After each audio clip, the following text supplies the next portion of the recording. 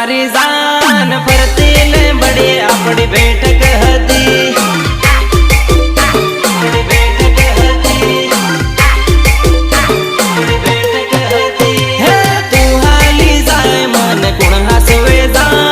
गाम निगलियो बदी होनी पड़ी